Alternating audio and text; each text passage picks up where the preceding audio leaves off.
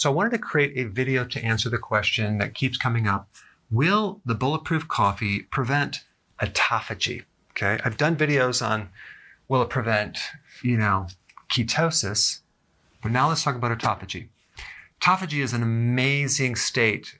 When you go into fasting mode, your body starts repairing, you start recycling the damaged proteins and the microbes in the body and the viruses and the candida, starts cleaning up all this stuff.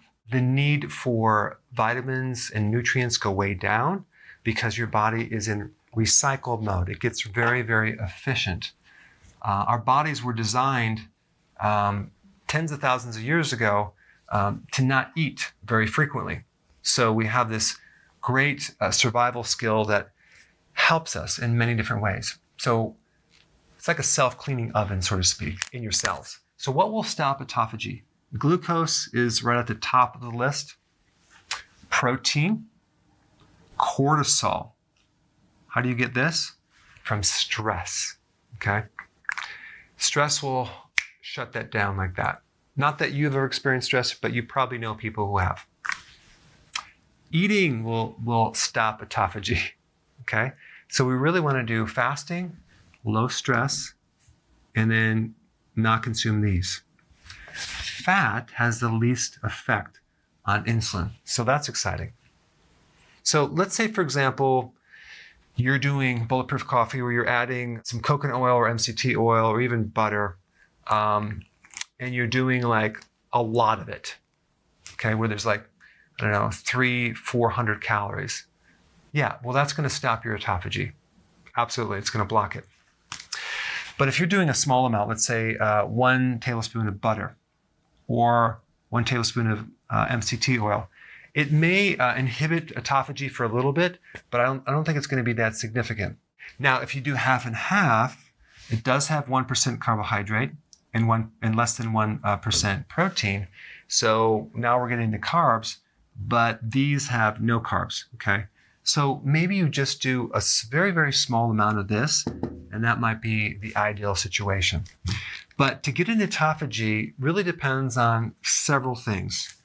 The amount of calories that you're consuming, which we just talked about, the less autophagy we have. So it's a balance act. Also, your health state, your age.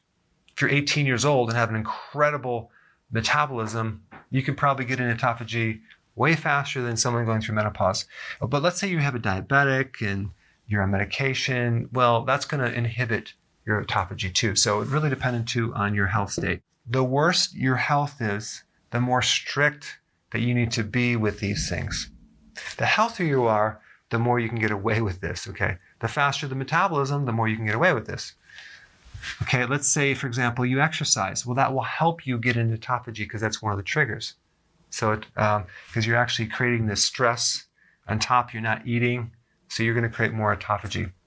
As long as you recover, because we don't want to increase too much cortisol from the excessive stress that you just created. Also, there's another factor of how long you're fasting. Let's say, for example, you're doing 1 meal a day. Well, that's great because you're going to have a lot of hours to get into autophagy, right? I would imagine you get into a really good autophagy right around 18 hours. It could be 16 hours. Could be a little bit later. It really depends on, they don't really know exactly, but I'm just using that as a good ballpark number, 18 hours of fasting, okay? So if let's say you're getting exactly 18 hours or 17 hours and you're doing this, well, you're probably not going to get the benefits as compared to doing your fasting, let's say at 20 hours and with a 4-hour window of eating, okay? So you can see that it's not a simple answer. You have to look at all these factors and use a judgment on this. But the longer the fast, the more you can get away with this, okay? And also how much insulin you have in your body, because insulin will block autophagy too. So you say, well, I don't have any more carbohydrates. Well, you may have insulin resistance. And insulin resistance causes your own body to make more insulin, like 5 to 7 times more that extra insulin can keep you from experiencing the benefits of autophagy. And this is why the autophagy benefits, even living longer and better skin and anti-aging, occur more over time of doing a healthy keto and intermittent fasting plan, because you're building on this. Your body's becoming more efficient. Your insulin is coming way down. Okay, so it's really a balancing act. There's a certain hormone factor called GIP that's located in your small intestines, and this is triggered when you eat. So it amplifies the effects of insulin. So it's not just a matter of avoiding carbs, it's a matter of also keeping your calories really low, okay? But I would imagine if you're in pretty good shape and you just do a small amount of one of these in your coffee, I don't think it's gonna be a big problem, okay? But you have to test it out and see if you're getting the benefits, that you're better skin, feeling younger, the cognitive improvements. And by the way, as a side note, and I'm going to do a separate video on this, vitamin D will help you get into autophagy more. So sun is really good too. So if we combine sun with exercise, with fasting, it'll improve your potential for autophagy benefits. All right, so I think I covered all the points, and I will see you in the next video.